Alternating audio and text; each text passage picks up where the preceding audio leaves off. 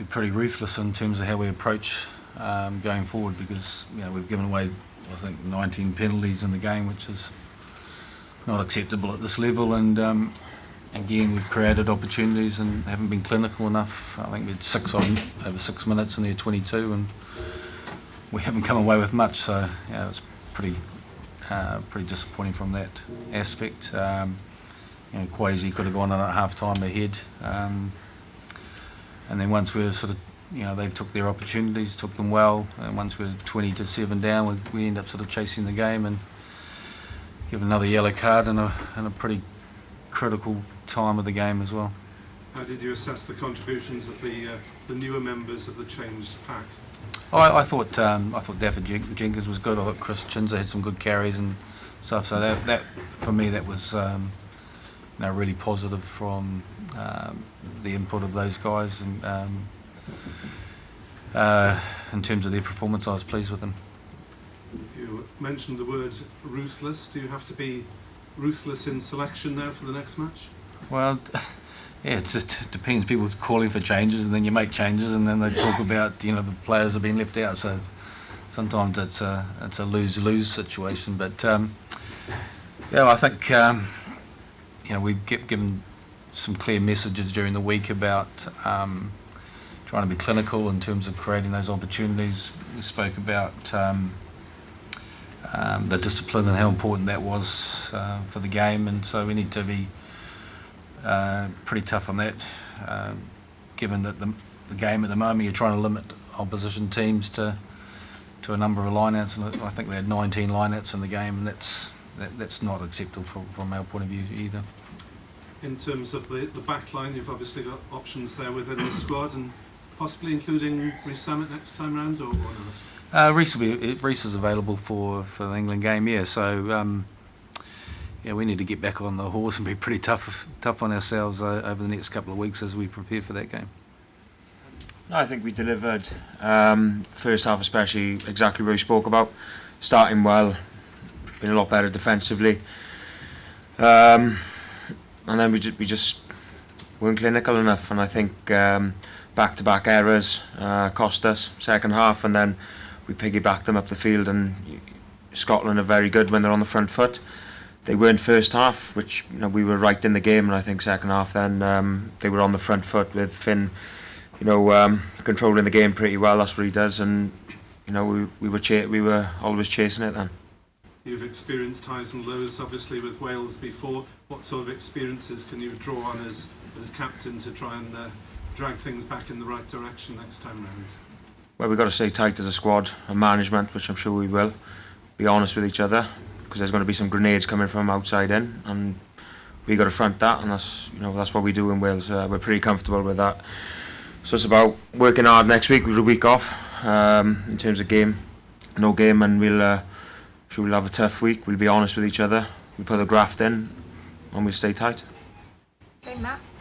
Warren, in the context of everything you've experienced as a Wales head coach, how concerning is the current situation?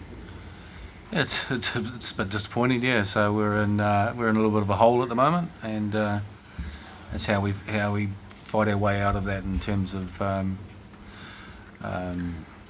the development of some of the younger players in the squad and giving some of them opportunities. And like I said, been as Ken mentioned, being tight as a group, but also being honest and critical of the things that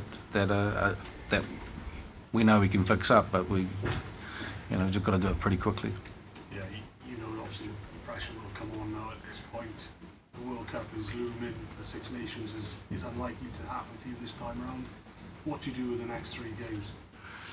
I think that's like I said, the review process, and we need to be as a group, like I said, incredibly honest and what changes that we may need to make, either in personnel, but also things that we did focus on. We focused on starting well, which was a much better start this week. Obviously, the penalties and discipline was a focus, and being more clinical when we created opportunities. So those are, one area was a big improvement, but there wasn't really much improvement in those other 2 areas. So again, that's going to be pretty critical for us moving forward. It's something that we've, when I've been involved with Wales, we've prided ourselves on our discipline, trusting the systems, trusting each other, and being pretty clinical when we created chances. So, and that wasn't, it's definitely something we need to fix up quickly. You've obviously got limited time. Do you use the next 3 games to prepare for the World Cup now? Or? Well, I think that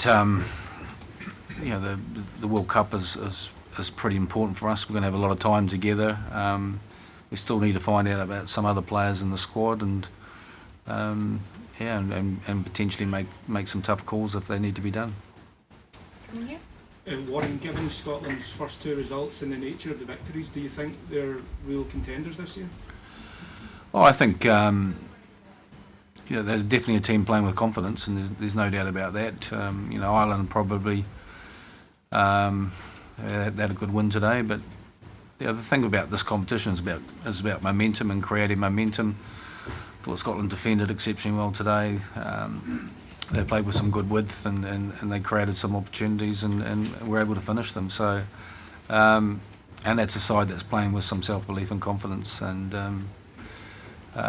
it's and from their point of view, it's probably one of the strongest, probably the strongest Scottish side that I've seen in terms of strength and depth for a long time. They've got a good balance at the moment, and they're playing with that self-belief.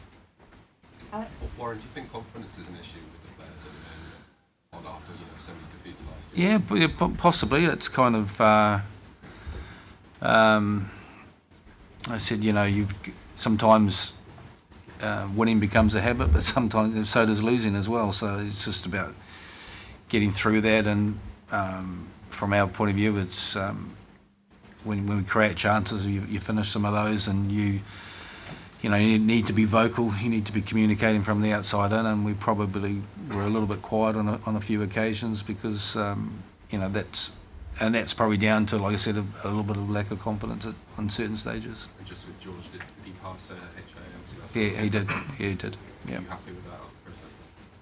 Did it look like he was pretty sort of knocked out at one point? I don't think. He's gone through the protocol. Yeah, I didn't see that he was. So, yeah.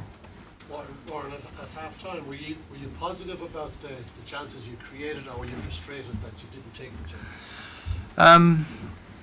At half time we talked about putting them under pressure in the 22, and we had some strong carries, but we had turnovers, and there was potentially some space. We were probably at times guilty of playing a little bit too much rugby in that sort of middle third and putting ourselves under pressure, and when there was definitely space in behind, we did, on 1 or 2 occasions we got some rewards out of that, and again probably the numbers were similar to last week. We've only kicked the ball sort of 23 times today. We kicked it 23 last week, and both Ireland and Scotland have significantly outkicked us in terms of the kicking pressure they had on us. So we need to look at that and just make sure we get that balance right. The turnaround is that we spoke in the change rooms afterwards. Has been making sure that we're honest as a group, and we've got to be tougher in trainings and work hard on those moments that are been costly to us in the games in terms of finishing things off and being clinical when we're under pressure, when we're a little bit fatigued, and that's an area that we can definitely get better at. And like I said, and then just building some more of that self-belief and confidence. Biggest or toughest moment of your coaching career? Any loss of stuff, so. It's like it's said, we're disappointed because at the end of the day we're beaten by a team that was better than us on the day, and we weren't good enough, and that for me is disappointing. The disappointing thing is that when you've probably focused on a number of things during the week, and like I said, 1 or 2 of them we've achieved, but a team that's given away the amount of penalties that we've given away and stuff is for me, that's where you've got to stay on the arm wrestle in close games, and we were in that arm wrestle in the first half, and it got away from us. So we need to make sure that in those big moments that we execute things a little bit better and keep working hard on that stuff, because those moments are important. Okay, we'll do one final one with Steph. Warren, do you think the problems on the field can be fixed by the time we get to the World Cup, or do we have to sort of manage expectations a bit in comparison to how well we've done in the past? I don't think so. I think that time together in terms of the preparation for the World Cup will take care of a lot of that stuff, but we've got a more urgent issue at the moment, is fixing things at the moment that have been costly for us. And I don't think they're hard fixes. I just think they're just kind of making sure that we're mentally switched on, and that we're a bit more clinical from an attack perspective. And when we come under some pressure, we just trust ourselves, trust each other, trust the systems, and we're not caught out giving away unforced sort of penalties, or doubling up on errors and doubling up and piggybacking down the field, which again we were guilty of last week, and we were guilty of today. So.